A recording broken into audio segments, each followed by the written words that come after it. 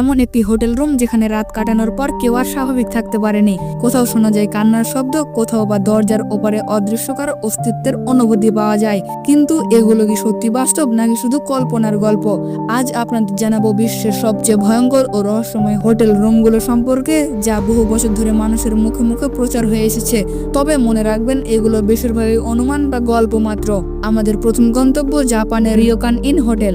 এই হোটেলের 204 নম্বর রুমটি ভয়ঙ্কর ঘটনার জন্য কুখ্যাত। বলা হয়ে থাকে বহু বছর আগে এক নারী এখানে আত্মহত্যা করেছিলেন এবং তার আত্মা এখনো রুমটি ছাড়েনি। অতিথিরা মাঝরাতে অনুভব করেন কেউ যেন তাদের পাশে দাঁড়িয়ে আছে। তবে এসব ঘটনা কি সত্যি নাকি কেবল কল্পনার গল্প? কারণ এই গল্পগুলোর কোনো বৈজ্ঞানিক প্রমাণ আজও মেলেনি। পরবর্তী হোটেলটি হচ্ছে আমেরিকার হোটেল স্ট্যানলি। এই হোটেলটি বিখ্যাত দ্য শাইনিং সিনেমার অনুপ্রেরণা। 417 নম্বর কক্ষে অতিথিরা জানিয়েছেন জানালার পর্দা অদ্ভুতভাবে নড়ে ওঠে, বাথরুমের শাওয়ার চালু হয়ে যায় এবং শিশুর হাসির শব্দ শোনা যায়। কিন্তু এগুলো কি সত্যি ঘটনা নাকি মানুষের কল্পনা? সত্যি বলতে এসব ঘটনার কোনো নির্ভরযোগ্য প্রমাণ নেই।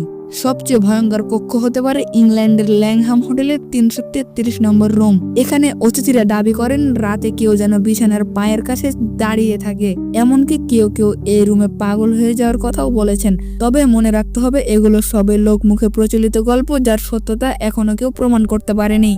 এমন অনেক হোটেল রুম আছে যেগুলো নিয়ে গল্প আর গুজব ছড়িয়ে আছে বিশ্বজুড়ে। তবে সেগুলো কি সত্যি নাকি শুধু মানুষের কল্পনা, তা হয়তো কেউ নিশ্চিতভাবে বলতে পারবে না কোনোদিন। আপনি কি কখনো এরকম হোটেল রুমে রাত কাটাতে সাহস করবেন? সাবধান, গল্প হোক বা সত্যি, এই স্থানগুলো কখনোই সাধারণ নয়। আপনি কি কখনো এমন ভয়ঙ্কর পরিস্থিতির সম্মুখীন হয়েছেন? কমেন্টে আমাদের সাথে শেয়ার করুন।